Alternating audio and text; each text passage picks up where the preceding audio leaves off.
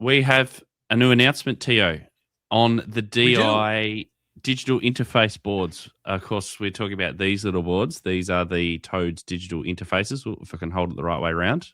Nope, still the wrong way around. That way around. These little boards, we've had these out for a little while, and we have paired these up with the DI6. That was for the 6-pin DIN radios like Yaesu, ICOM, etc. But we have a new board out, don't we? We do. And for all of you people who don't have big 3 Japanese radios and have other radios that are equally as much fun to play with, we got this one.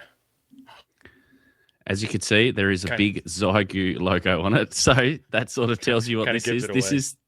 This is the DI8, 8-pin daughterboard for Xiegu radios, and this is compatible with the G90, the G106. What are the other radios, T.O.? The X5105, the 3 radios that Xiegu makes. The G106 and the G90 are current. I believe the 5105 has been discontinued, but still a pretty cool little portable QRP radio. A lot of fun to play with. I need to get one.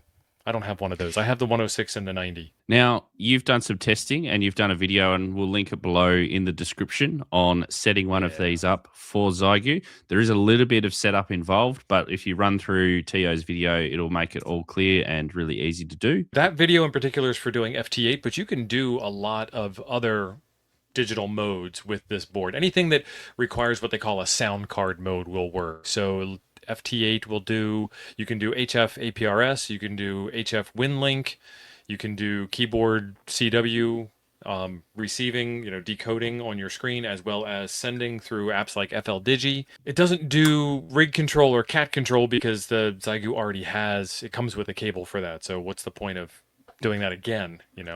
I'll be happy to sell you one if you'd like one, right? And the beauty about this board too is that for those that have 3D printed cases like this one that I got here from Freddie Mac, it fits perfectly inside because it is, again, a daughterboard that plugs directly on the top.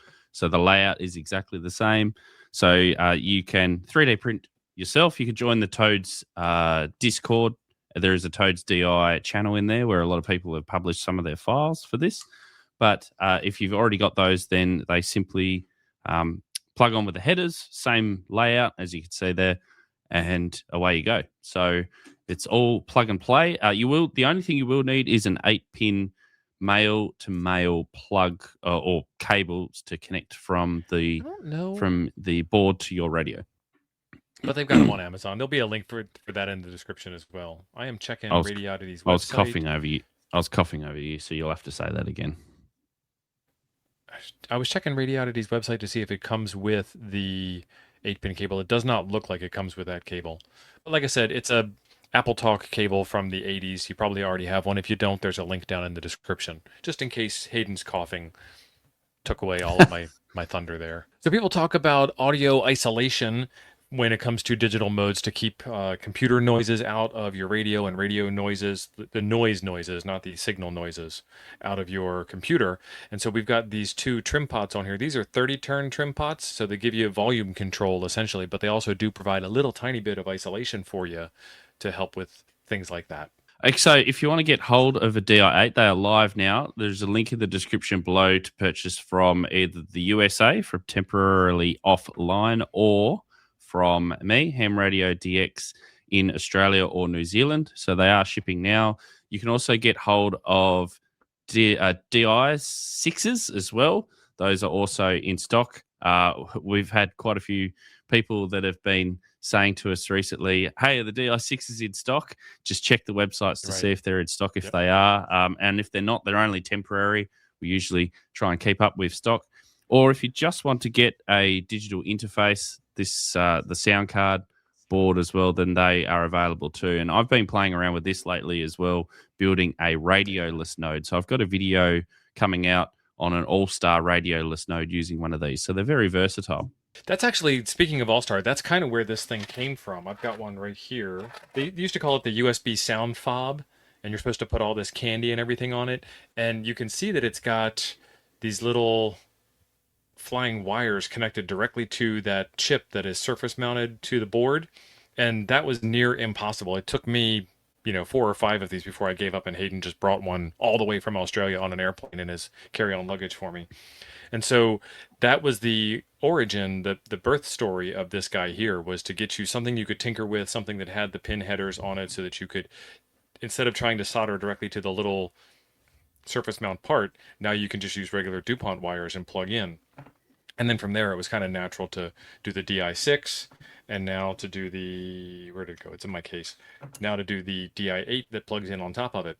And you can do all of that tinkering still with, breadboards and whatnot, or you can just get one that's already done and solder it up. Or I don't know if you do this, but I also offer the soldering on my store. I haven't put the line item up yet, but send me an email and we'll talk about it. So these boards were designed for tinkering with like larger mobile type of radios. But what about if you got a handheld radio?